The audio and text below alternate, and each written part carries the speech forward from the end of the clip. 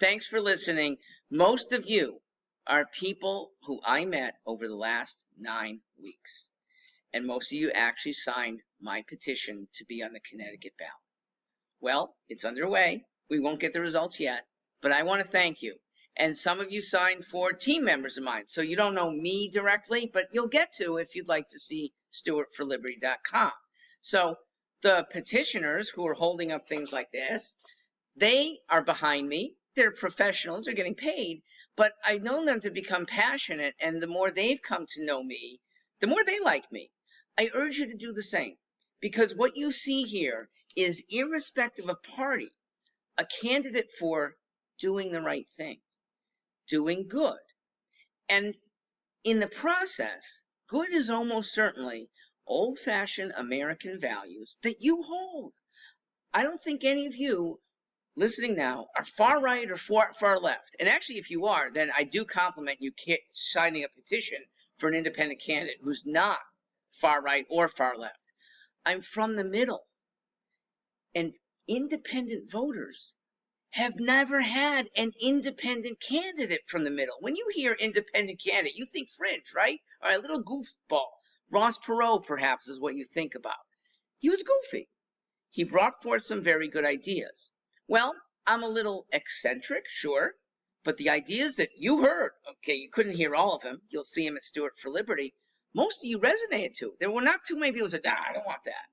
You do want ranked choice voting. You do want accountability in government. You do want choice in schools for parents. Almost all of you want lower taxes. You do want to see inflation tamed.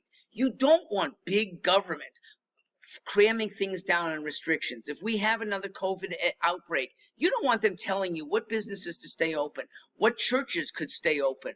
Remember, the only things that stayed open before were big hospitals, big retailers. Amazon and Target stores got incredibly rich because they had groceries, and little mom and pop stores didn't, did they?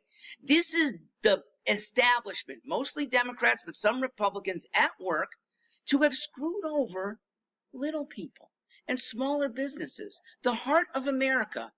And if we get an upcoming outbreak, please, together, we've got to stand up. Well, I have some people who can stand up for you. Frankly, they already are. They were not on the petition because Connecticut rules only put a placeholder. That was me. You saw my name 4 times over. I'd like to introduce to you the people who I would most want to see in Connecticut's highest offices. And you have a chance, if you want to see me, to sign this one. We'll get a bunch of signatures and send it to them. The state of Connecticut may or may not honor it, but you will have sentiments for the following people. I'm a placeholder for, well, U.S. Senate, Candace Owens. She's from Connecticut, from Stamford, eloquent, passionate, fiery. Let's get her to Washington. Serving Connecticut, she's from Stamford originally. She's got our sentiments in mind, but she has national sentiments and a national forum. Go look at CandaceOwens.com. And what we can convey through our U.S. Senator can spread through the country. Lieutenant Governor, also a Connecticut native, Dwight Freeney. Now, people say, he's the NFL guy, right? Yeah, he's going to be in the Hall of Fame probably next year. He's from Bloomfield. He has had no community elected office. So what? He's a successful American.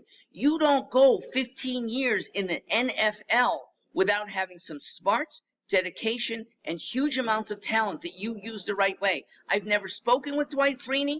All I know is this is an extraordinary person who could be back in the state in a lieutenant governor role, maybe building to governor 4 years later. Who might our governor be? Well, the candidate on our petition now, Larry Sharpe. And he is a candidate for governor in New York, but he's being stifled on ballot access. Petitions that we had to do in Connecticut, we had to get 7,500 names here. In New York, it's 42,000 names. It's a brutal process, and Larry got him, but he's now having to fight the authorities who are finding ways to exclude him. Well, come on up. He lives in Queens. He can be in Hartford in 2 hours, governing our state better than ever. Look at LarrySharpe.com, even though you're right now not voting for him in New York. Maybe you'll see him on our ballot. Who might be the Secretary of State? Anyone. But I happen to like people with one criteria. They're for ranked choice voting. If you don't know it, I have some videos here. Ranked choice voting allows true sentiments to come forward, that somebody who feels passionate about one candidate has extra votes, or somebody who feels passionate against a candidate has a no vote that's equally powerful. Ladies and gentlemen who might not like Donald Trump, if you had ranked choice voting back in 2016, he would have finished last. You wouldn't have had a single peep out of Donald Trump after 2017. Ranked choice voting is our one criterion for Secretary of State. But what you might hear is pressure to do other good things. And Ms. Cooper is so fiery and eloquent about kids' education. She's among what I call the school accountability moms. Look at her video, visit Tucker Carlson as a conduit, and you'll see it. It's great. Finally, who would I like to see as our next state treasurer? Brandon Tatum. Okay, Officer Tatum is a nationally known African-American. Yes, they all are African-Americans. And that's a good thing too, because the All-American Freedom Party helps urbanites more than any other group. Choice in the schools helps African-Americans more than any other, because right now they're stuck in lousy urban schools. Better policing helps African-Americans better than anybody else. It's not discriminatory in favor. This is not racist. This is smart policing that happens to be better done when there's crime in areas. Poor areas are still plagued by crimes. I feel for women who are abused by their spouses or their boyfriends or their exes who come back. If we can't lock these thugs up, they come back for more. I feel for people who are right now scared to walk at night. I grew up where you don't even have to lock your doors.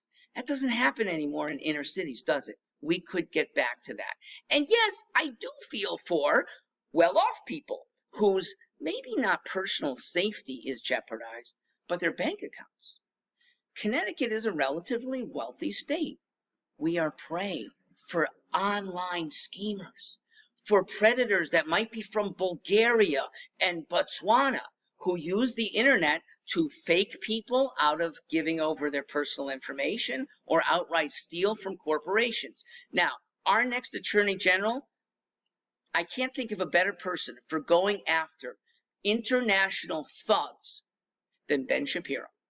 Law degree from Harvard, yes. And you've seen him. If you haven't, please go to dailywire.com, acculturate yourself to Mr. Shapiro, and while you're at it, tuckercarlson.com. I'd like to see on the ballot Laura Ingraham. She's a Connecticut girl, and please consider, though he's not nice, he's passionate and right. That would be Matt Walsh. I am Mark Stewart Greenstein, stewartforliberty.com. We'll build up the site. You'll see more and more about people who are not me, but bigger than me, better than me, taller than me, and more electable. Fine. If I'm not elected to office and these guys are, we have a better state. We call ourselves the All-American Freedom Party. Our slogan is SOS for Save Our State. Happens to also be an acronym for Sharp Owens Shapiro. I'm Mark Greenstein. You'll see me maybe on the ballot yourselves, but I'm hoping you'll start seeing these people as well. Please sign that petition if somebody's in your presence. Take care.